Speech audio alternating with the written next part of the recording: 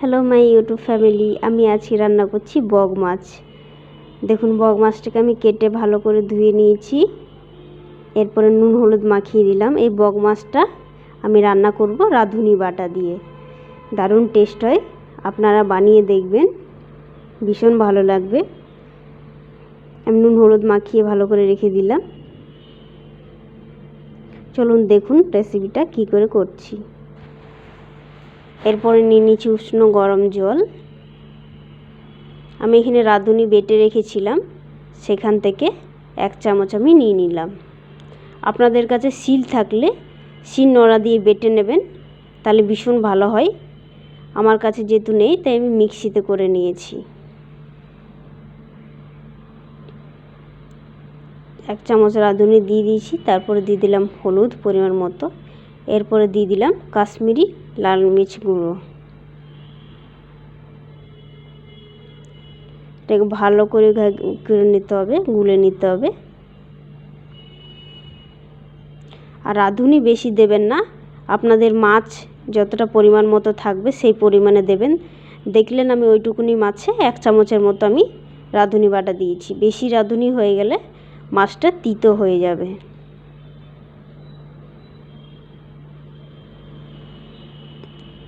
দেখুন, এটা আমি হয়ে গেছে রেডি, ভালো করে গুলিয়ে নিয়েছি। এরপর আমি এটাকে ছেঁকে নেব। যেহেতু আমি মিক্সিতে করেছি, তাই পুরো বাটা হয়নি, তাই জন্য আমি এটা ছেঁকে নিলাম। আপনারা শিলনোড়াতে বাটলে এই প্রবলেমটা হবে না।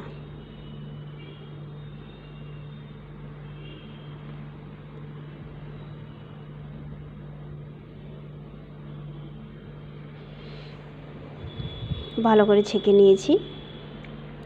এরপর আমি মাছটা ভাজার জন্য কড়াই চাপিয়ে দিয়েছি। কড়াই দিয়ে দিলাম সর্ষের তেল। তেলটা একটু বেশি দেবেন, কারণ এখানে এটাতে কোনো বেশি মশলা নেই। দেখলেন ওটা পুরো জল, তাই জন্য এখানে তেলটা বেশি দেবেন। একটু তেল তেল করতে হবে। তেলটা গরম হয়ে গেছে। এরপর আমি মাছগুলো দিয়ে দেব।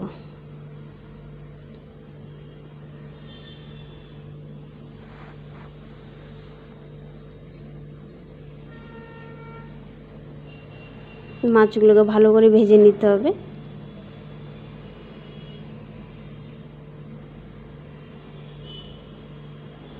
বারবার বলছি, মাছটা আপনাদের যতটা পরিমাণ থাকবে সেই আন্দাজে আপনারা রাঁধুনি দেবেন। দেখুন, মাছ ভাজা হয়ে গেছে। মাছটাকে আমি তুলে নেব।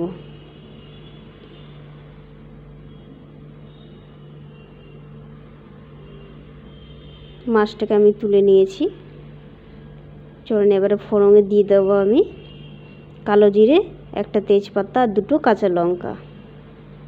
এটা ভীষণ আর লাইট, বেশি মশলা কিচ্ছু লাগে না, খুব ইজি, 5 মিনিটে রান্না হয়। কিন্তু এটাতে একটু তেলটাই বেশি লাগে।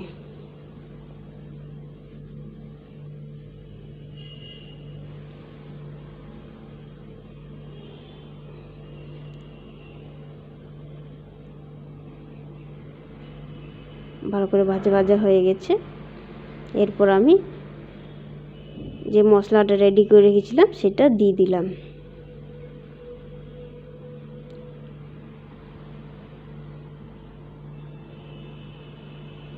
তারপর দিয়ে দেবো স্বাদ মতো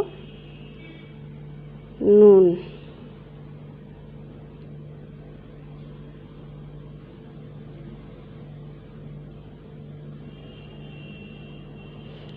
এটা হালকা পাতলা ঝোল হয়, ভীষণ টেস্টি হয় খেতে।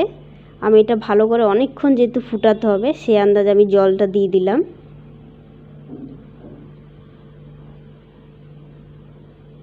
ওই ঝোলটাকে আমি ভালো করে ফুটতে দেব, তার জন্য দিয়ে দিলাম একটু ঢাকা। দেখুন, ঝোল আমার ফুটে গেছে।